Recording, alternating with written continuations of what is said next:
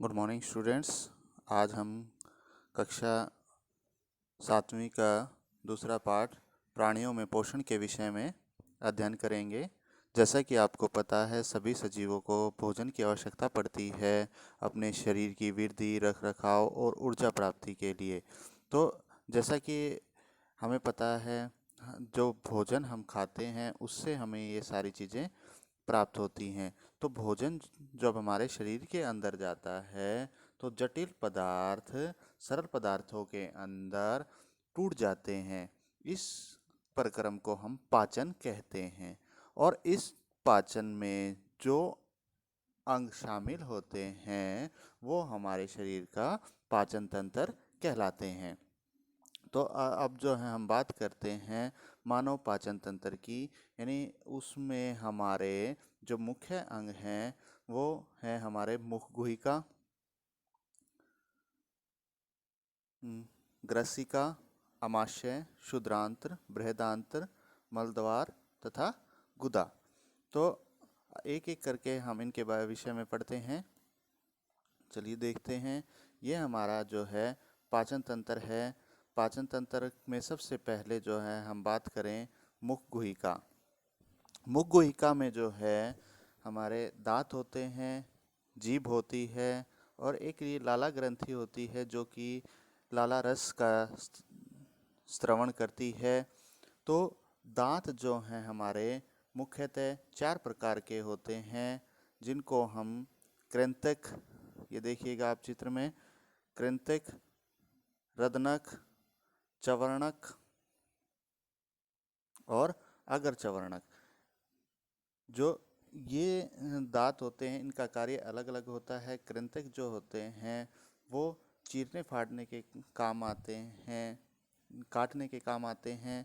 रदनक जो है चीरने के काम आते हैं। अग्रचवर्णक और चवर्णक जो है भोजन को पीसने के काम आते हैं। तो हमें भोजन को जो है पीस पीस कर चबा कर अच्छे से खाना चाहिए। इस कार्य में हमारी जीवा हमारा जो है सहायता करती है। भोजन को पीसने से जो लाला रस होता है वो लाला रस जो होता है वो भोजन के अंदर मिल जाता है और कार्बोहाइड्रेट का पाचन मुख से ही आरंभ हो जाता है। जो हमारी जीवा होती है उसके अंदर स्वाद कलिकाएं होती हैं। जैसे कि ये अलग अलग स्वाद कलिकाओं के क्षेत्र दिखाए गए हैं। जैसे सबसे पहले जो है ये मीठे के लिए होता है, ये नमकीन के लिए होता है, ये जो होता है ये खट्टे के लिए होता है और ये कड़वे के लिए होता है। यानी यहाँ इन स्वाद कलिकाओं से हमें भोजन में स्वाद के विषय में पता चलता है। तो हमें जो है अपना भोजन बिल्कुल चबा चबा कर खाना चाहिए, जिससे उसके अंदर लार मिक्स होती रहे और भोजन मुलायम होता रहे। उसके बाद जो है भोजन हमारा ग्रसिका में पहुंचता है। ग्रसिका से होता हुआ भोजन जो है हमारे आमाशय में जाता है। आमाशय जो है हमारा एक इंग्लिश के जे के आकार का थैलीनुमा संरचना होती है, जो कि जिसमें हाइड्रोक्लोरिक अम्ल होता है। ये हाइड्रोक्लोरिक अम्ल जो होता है ये हानिकारक जीवाणुओं को नष्ट करने का कार्य करता है। इसके अलावा इसमें जो है पाचक रस भी होता है, जो कि कार्बोहाइड्रेट और प्रोटीन के पाचन में सहायता करता है। परंतु कार्बोहाइड्रेट और प्रोटीन का पूरा पाचन यहाँ पर नहीं हो पाता। उसके बाद जो है भोजन को आगे छोटी आंत में भेज दिया जाता है। ये जो होती है ये हमारी क्या है, छोटी आंत है, जिसको हम क्षुद्रांत्र कहते हैं। ये लगभग 7.5 मीटर नलिका होती है। इस नलिका में हमारे जो लीवर होता है, लीवर एक भूरे रंग की ग्रंथि होती है, जो कि जिसको हिंदी में हम यकृत कहते हैं। यह अमाशय के दाहिनी ओर स्थित होती है। ये सबसे बड़ी ग्रंथि है हमारे शरीर की। यह जो है एक रस बनाती है जिसको पित्तरस कहते हैं।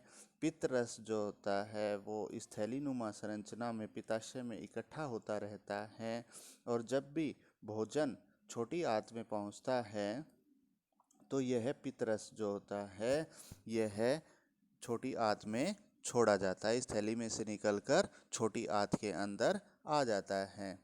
उसके बाद जो है हमारे एक ग्रंथि, अग्नाशय ग्रंथि एक पत्ते के आकार की होती है, ग्रंथि होती है। यह अमाशय के ठीक नीचे उपस्थित होती है, ये वाली।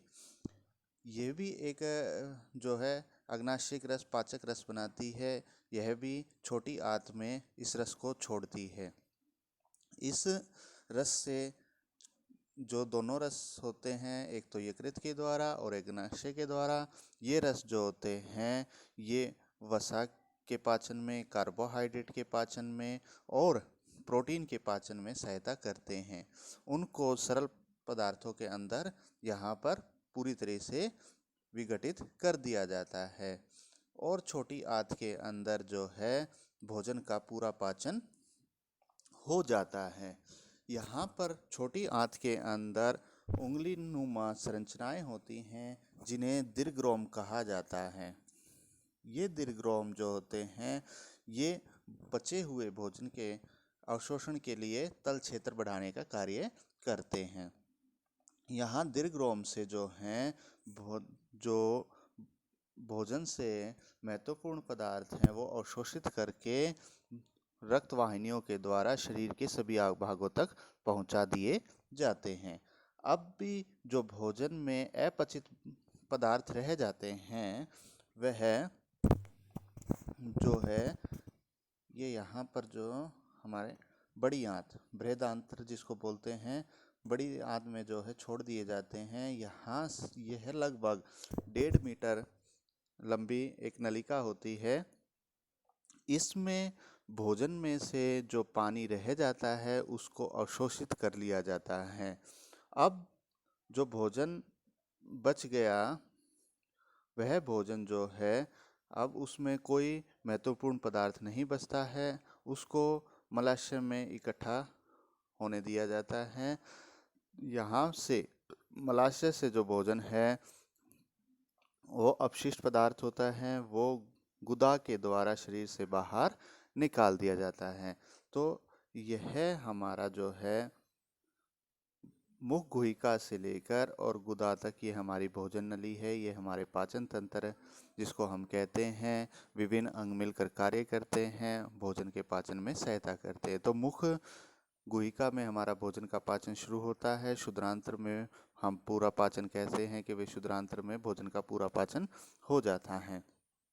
तो ये सारा जो है बेटे आपको पढ़ना है, पाचन तंत्र का चित्र बनाना है। अगर कुछ चीज़ नहीं समझ में आती है तो आप मेरे से दोबारा पूछ सकते हैं। Thank you.